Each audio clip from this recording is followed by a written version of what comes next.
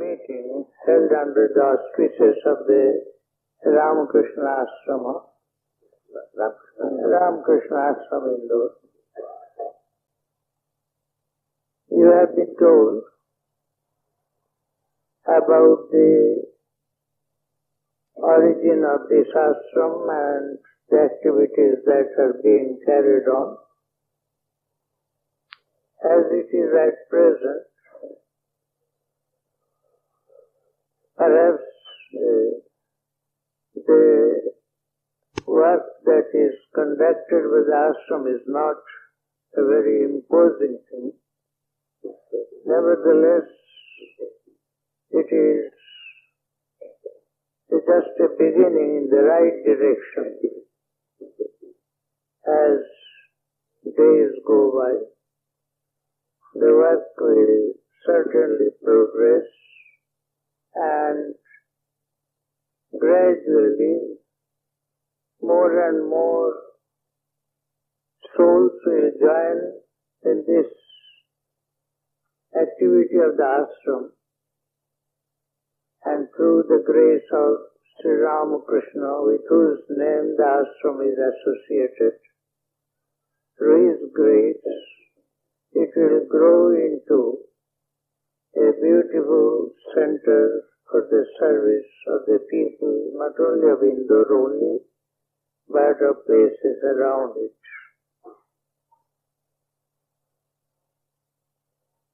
The desire has been expressed that gradually the center may be affiliated to the Ramakrishna Math and the mission. Perhaps it will be so in due course, but even otherwise, the work that is being done by the devoted souls has got its merit insofar as it is here that the seed has been sown of the mighty institution that will spring up eventually from this small beginning.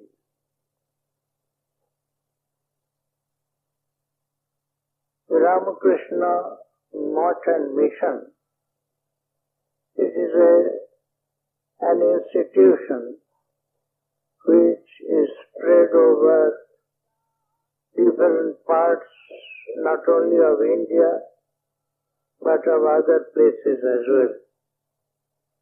There are branches in other countries of Asia. Some centers there are in Europe, and quite a number of them in the United States of America, also South America, and some islands like Mauritius and Fiji. There are private centers run with the same ideology. Quite a number of them are being run. That number is much larger than the actually affiliated centers that we have. And everywhere the work is being done admirably. So the Ramakrishna Vivekananda movement that is the topic of for this evening, this movement does not mean merely the work that is conducted by the Ramakrishna Math and the Ramakrishna Mission through its headquarters and affiliated branches, but it is the work, it is the movement that is being carried on through a large number of unaffiliated institutions who are following the same ideal as that of the Ramakrishna Math and the mission. And it is through them all that the movement is spreading. You may be pleased to know that the number of such unaffiliated centers are too many to be counted. Many are not known also so prominently, but they are spread over different continents, and so many centers are there that if we like to go through all of these centers, it will take perhaps a long time for us to complete the itinerary. It is a very happy sign that the ideas are spreading like that. It does not depend upon any particular organization through the instrumentality of which the ideas are spreading. The ideas have got their appeal everywhere, and in different countries we have got centers where a group of people associated with these ideas, interested in these ideas, are just building up their own associations and thereby being instruments in the hands of Providence for spreading the movement. The word movement is a very happy choice because actually it is not an organization or a number of organizations, it is actually a movement. And we shall have to see what the characteristics of these movements, or this movement, are. As we have seen, the movements or the movement is associated with the twin names of Ramakrishna Vivekananda. Now thereby we can understand what is the true significance of the movement. Because it is through these twin personalities, by just going deep into the significance of these personalities, that we can understand the direction to which the movement is proceeding. They become light which is guiding the course of so many institutions, affiliated or unaffiliated, following the ideal of Ramakrishna Vivekananda. And it is in the fitness of things that we discuss here. What are those characteristics which are making the movement so popular? Wherein lies their movement for people of different cultures, different nationalities, different kinds of ideas and ideals with which people are usually imbued from their birth, and the goal that they are seeking.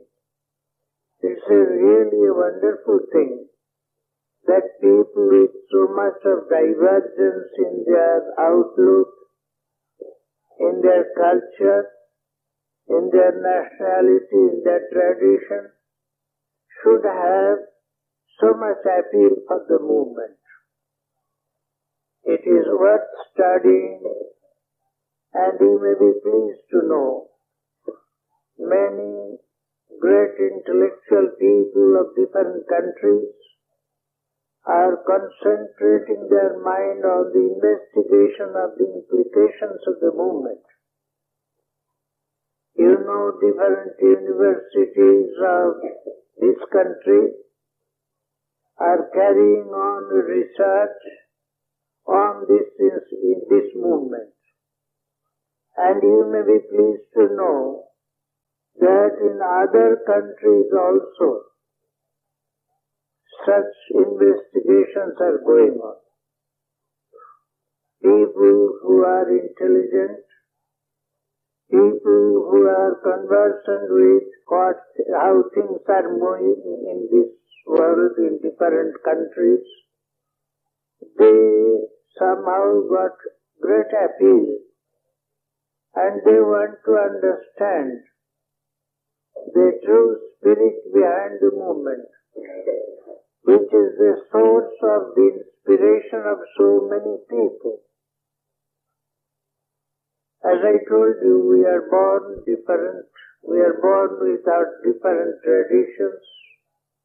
There is so much to divide us, one nation from the other, one society from the other, one sect from the other, that we get confounded and feel that perhaps there is nothing to bring us together except the scientific name, as they say, the Homo sapiens, humanity as we say.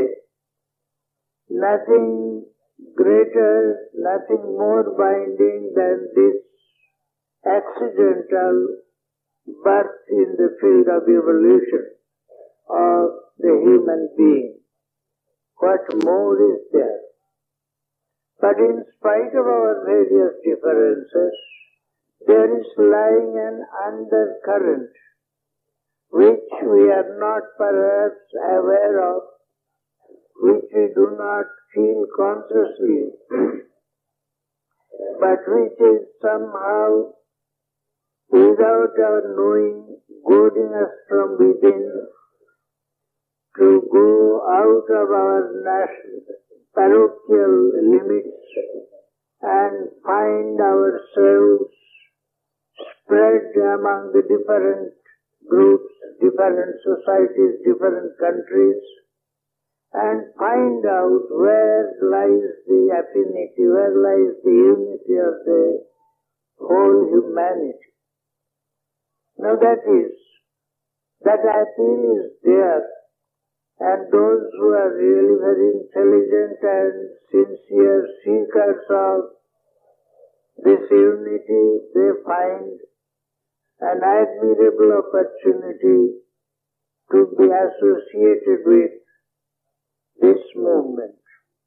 Now we shall discuss the characteristics of the movement.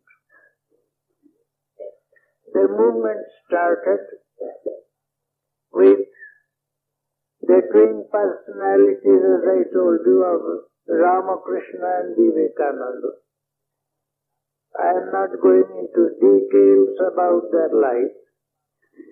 You are supposed to be familiar with them.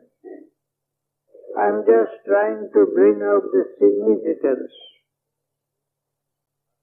in the lives of these twin personalities that were particularly of interest to a man who is trying to find his place in this world as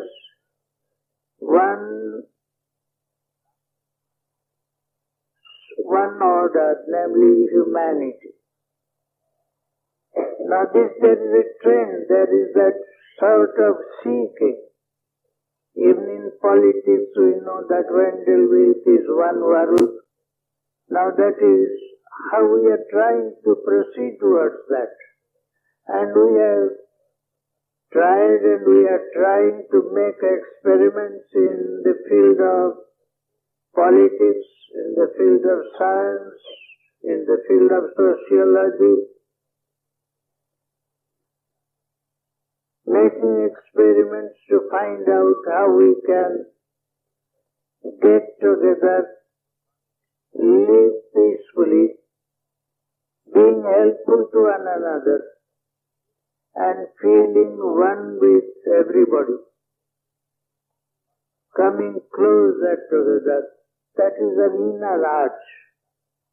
It is an inner urge which must be there. Though we are not aware of it sometimes, we start with a small beginning. Man cannot remain satisfied with himself, so he just expands a little and finds his connection with the family, then one family is not a sufficient unit to satisfy us, so we spread further and identify ourselves with gradually, say, one country. Then gradually we go beyond the boundaries of the country, and then ultimately perhaps we may build up that one world. But then we have tried, perhaps with partial success, but yet the goal is far off. Politically we have tried through United Nations. In other ways also efforts are being made, but we have got to go a long, long way still. We have hardly made a mere beginning in this direction. Now in this, when the state of things is like that, then comes on the horizon the personalities of Sri Ramakrishna and Vivekananda. What is their contribution? Sri Ramakrishna was not a politician, not a man of science, not a literature, not an eminent personality in the sense in which we credit persons with eminence, and yet we find today that he is an irresistible force. Sri Ramakrishna, as I was telling the other day, is an unspoiled child of nature.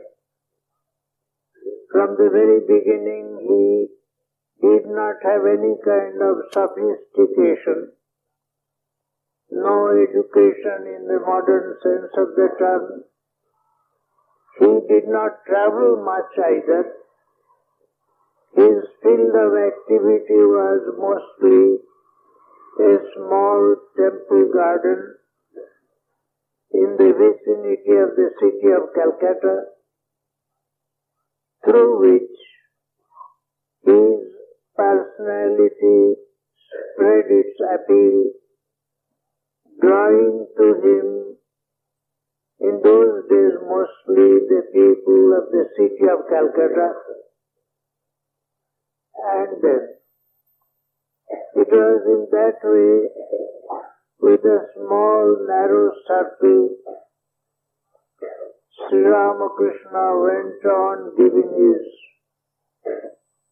spiritual ministration to whoever came to him.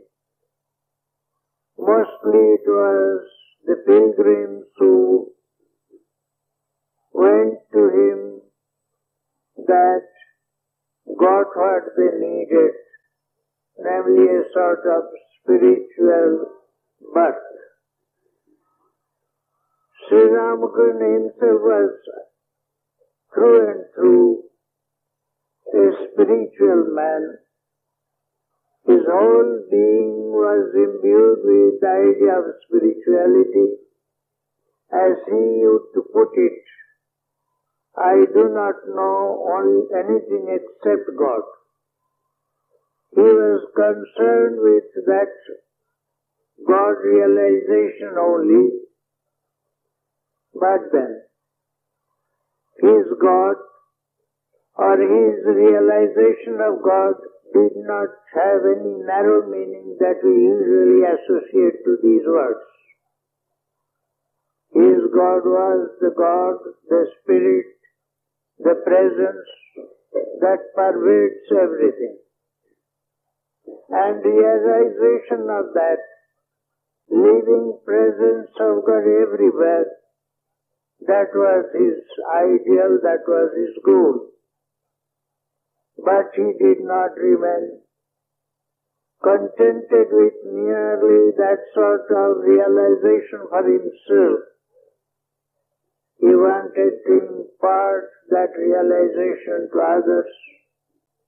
because the others that he saw around him were but manifestations of the divinity that resided in his own heart also. Everywhere it was the same being, the same presence, the same reality. He did not see much difference between man and man, or from one place to another, though he was, as I told you, not a man with long travels. Only very rarely he would go out of that temple garden and outside beyond the limits of the Calcutta city. But only twice or thrice he had been out on pilgrimage. But then when he went on pilgrimage to Bihar and UP, those were the two places that he traveled beyond Bengal. And his experience was, it was the same thing everywhere. As he used to say, in distant lands, the same tamarind tree. The idea is that he did not see any difference. And whatever he saw was only the spirit, the divine presence everywhere, underlying all these so-called differences. The differences between men and men, differences between one country and another, all these are apparent, but actually the same living presence of God is everywhere. Throughout he saw that divine presence, and as such, he was perhaps the sole possessor of the unity underlying the whole of humanity. Why I say the sole possessor? Because others have tried to find only in a piecemeal manner. They tried to unite men politically. They tried to find out the underlying unity through biology or through other methods. But these are methods which only touch a fringe of the reality. Nobody tried as he did to see the one reality manifested everywhere, not by means of speculation, but through realization, direct realization from within. He saw his own God manifested within him as well as without, and as such, to him there was no difference. Not only his idea or realization of the unity of existence was so deep that not only human beings, he saw the same reality manifested in all beings, and there was no limit to that. As one day, that realization can go so far. I can tell you an instance. The other day, Swami Atmananda expressed this by just narrating one incident when two boatmen were quarreling on the river Ganga, and one man slapped another, and there was that mark of that slap on his back. Because he felt that if the other man was hurt, he was hurt. He was happy with the happiness of other men. He was sorry when other men suffered. It was not merely human beings, even other creatures. He was one with them. As for instance, when a man walked over green grass with boots on, Sri Ramakrishna felt as if somebody was moving over his chest. and the mark of the boot was seen there. He was so much identified with the whole creation. Now such a man cannot think of difference between man and man, or country and country, society and society, nationality and nationality. For him it was all one. Now that was the realization of the unity of the whole universe. That is at the center of whatever he has realized and whatever he has preached. And Swami Vivekananda was an exponent of that oneness of creation through his great realizations, through his great gift of oratory through which he preached this to the world. And that is how the movement had its origin. Now what actually are the characteristics that appeal to all people? Firstly, Sri Ramakrishna, from his personal experience, came to this conclusion that different paths through which different people travel with the idea of spiritual realization, all these paths lead to only one goal, lead to only one center. While in the beginning they might have started with much difference from one another, the traditions are different, the rituals are different, the dogmas are different, but even then, gradually as they proceed towards the center, the differences gradually become diminished, and ultimately, when we reach the center, the goal through these different paths, we realize that we have all been traveling from different paths as pilgrims, coming to one temple of God which is at the center. The different paths are like the different radii, all going gradually to meet at the center.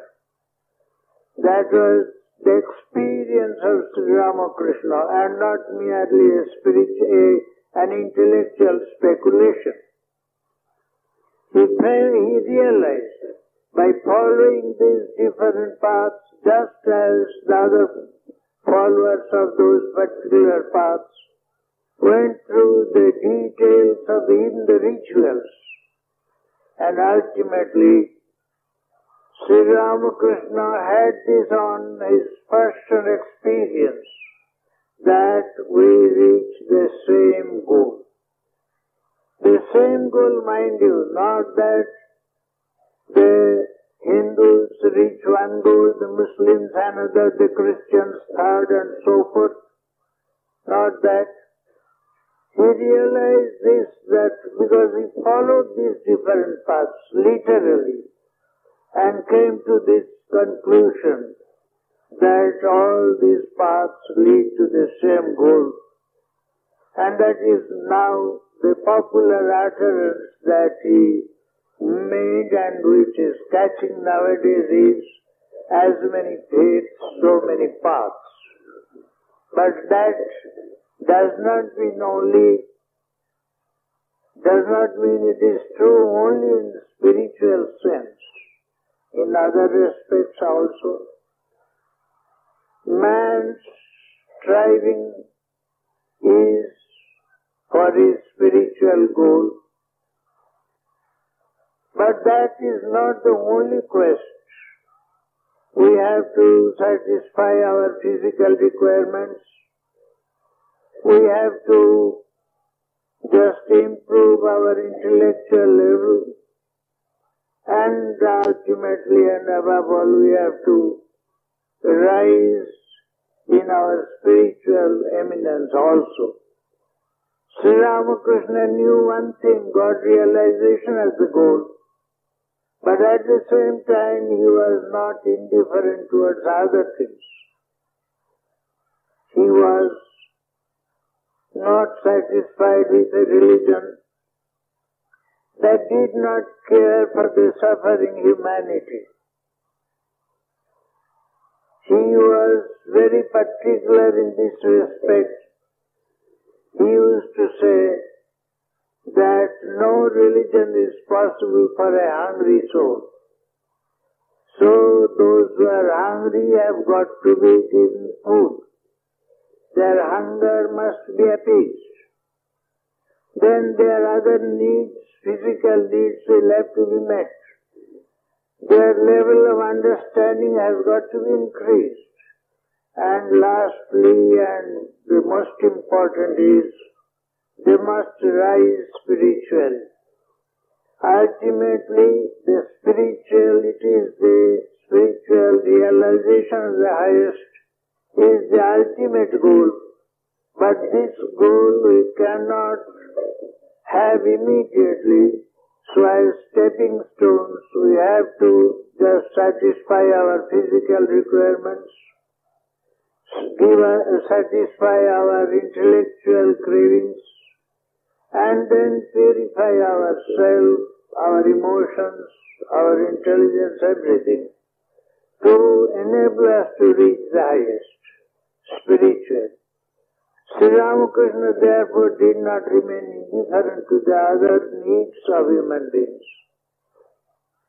And that is why he taught Swami Vivekananda these things, that no religion is possible in empty stomach, which Swami Vivekananda never failed to teach always. You must have that idea. A religion is not to make one indifferent about the world. No. We are all together. God is spread everywhere. He has spread His presence everywhere. And if others die, we cannot live. So, our joys and sorrows are to be associated with the joys and sorrows of all humanity. That is why, when Swami Vivekananda wanted to remain merged in Samadhi, Sri Ramakrishna scolded him. He scolded him saying that you are to feel for others. The greatest personality is that which does not remain engrossed with the working out of his own salvation, but who shares the joys of his spiritual growth with others. Sri Ramakrishna scolded Swamiji saying that you must be like a banyan tree under whose shade weary travelers will come and find rest. So that is what Sri Ramakrishna wanted Swamiji to be, and he attained his objective very successfully, very eminently. Swami Vivekananda reached this ideal, and that is the greatest characteristic. One thing is, of these characteristics, Sri Ramakrishna said, God realization is the highest goal.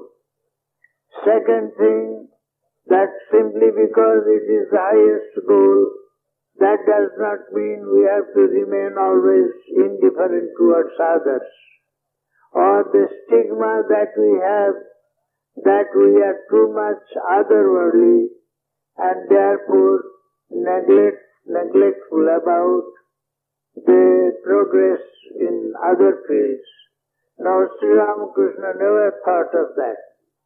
Swami Vivekananda therefore preached that in this country the first concern is to provide food for the hungry.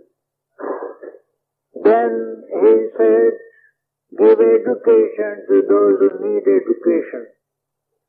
Then last of these, spread religious ideas, impart spirituality to the people who lack it in that respect.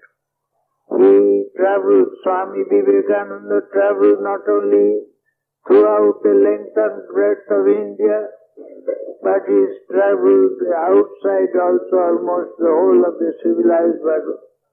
And what was his experience? He saw the poverty, the ignorance, the degradation of India as a whole. He suffered for that. He went out with that desire to do something for this fallen country, as it were, who have gone down this scale of civilization by losing the spiritual heritage of the past and just suffering from abject poverty, ignorance and everything. So he went to America to get succor from the affluent nation so that he can come and help this countrymen. But when he went to the West, he found there was another kind of poverty present there. There was poverty of the soul, which he found conspicuously present even in the midst of that sort of material affluence there. So his heart ached for those people also. What he wanted was to bring about a harmony of these cultures so that India could gain many things from its contact with the West materially, and the West can gain many things from India spiritually. That was how the bringing together of the cultures would usher in a new era where people will be materially better off and spiritually also like that. Now that was the dream of Swami Vivekananda, and he got this dream from the vision of Sri Ramakrishna, which he cherished in his mind and whose teachings he tried to spread broadcast.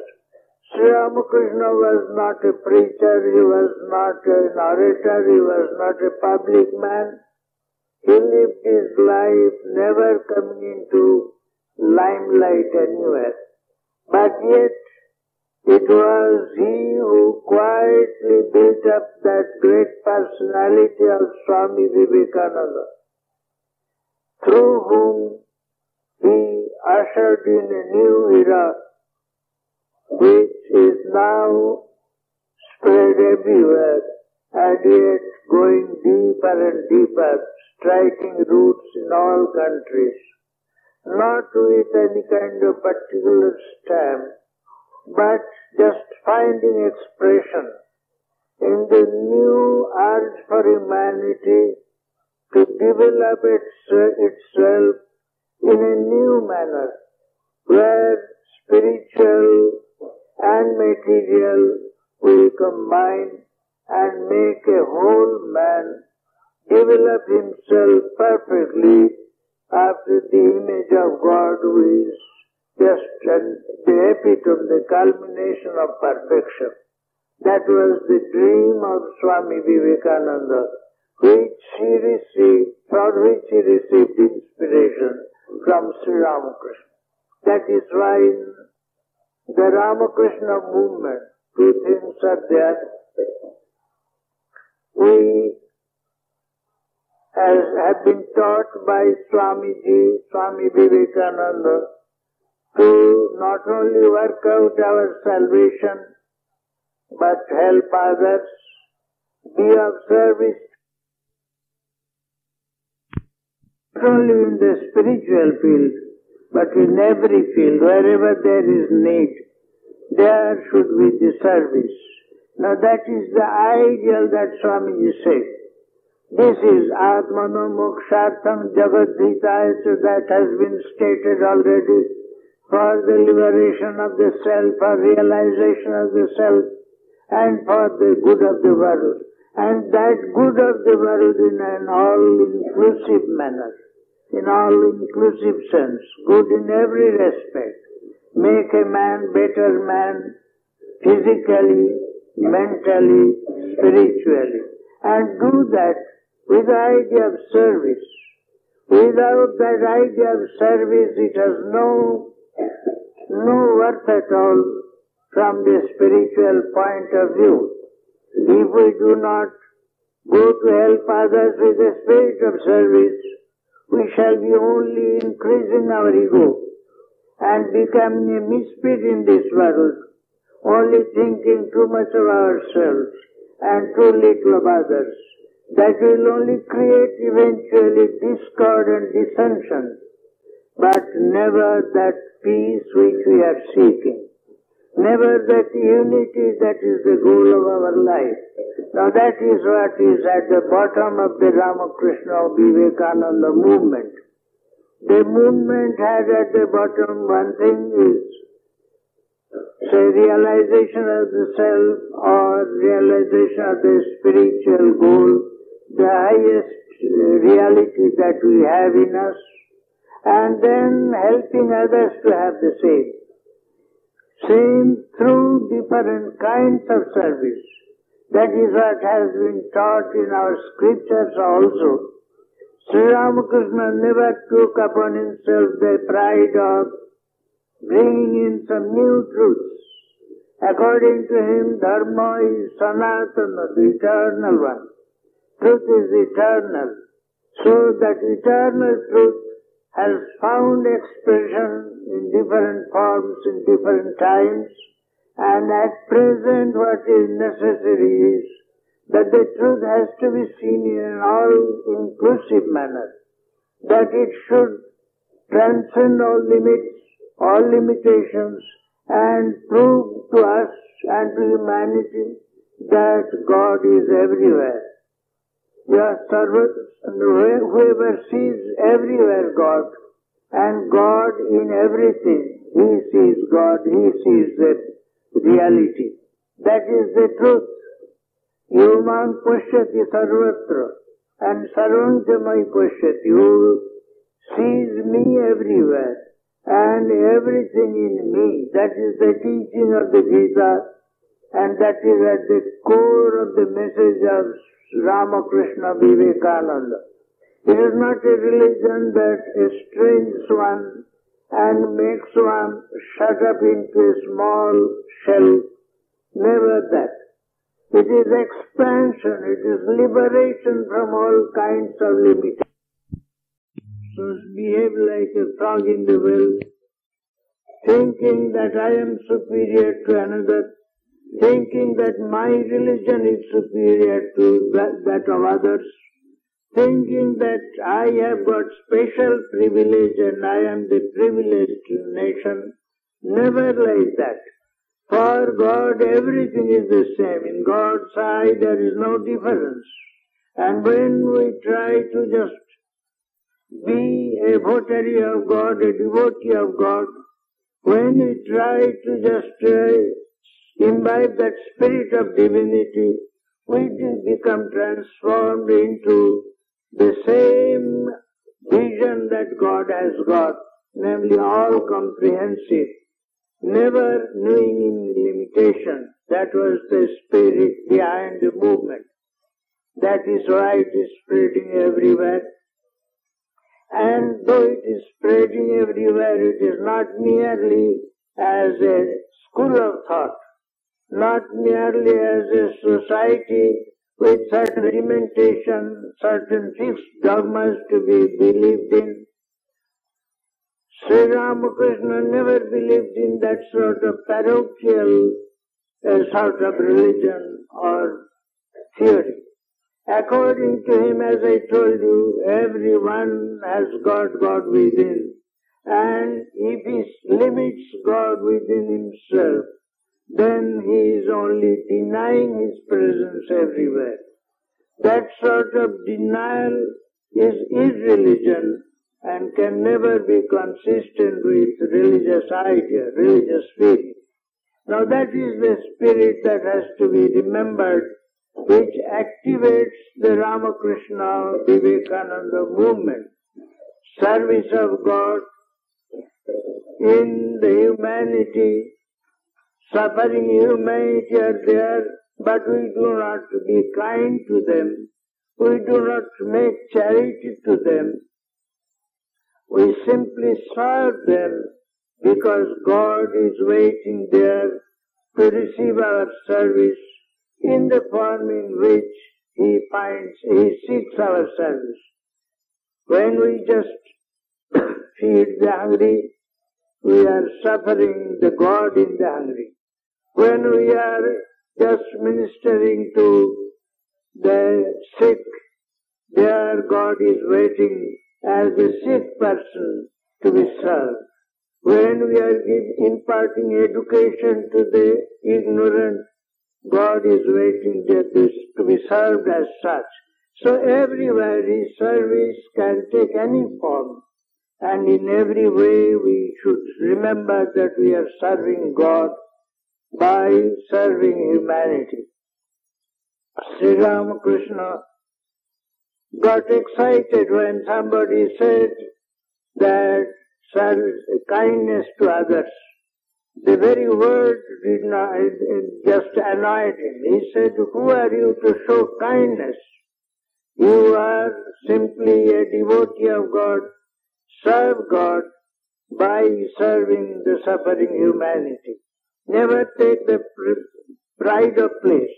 Always be a worshipper, and the object of your service as God in that form." That is the spirit behind the movement, and that movement therefore has spread in different fields. It has started, relief activities. It has started institutions where poor are fed, where the hungry are being fed. It has started medical institutions where the sick are nursed and treated. It has started educational institutions to impart education to people who need it. And lastly, and the most important, its idea is to spread the oneness of God and the service of God everywhere through all these institutions.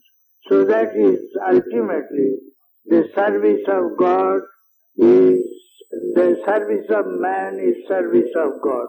That is in a nutshell, the spirit behind the movement. And that service should not be restricted to any particular field. Everywhere it should be spread according to one's capacity, according to the field in which he is placed. He has to go on doing that service with that right spirit that God is being served through all activities. As it is said, Yat karomi jaganmatas tadeva tav pujanam. O Divine Mother, whatever I do, it is service unto Thee. In the same way, we should remember being loyal to the ideal of Swami Sri Ramakrishna and Swami Vivekananda, that may we serve God in humanity, in whichever form my service may be required. Thank you.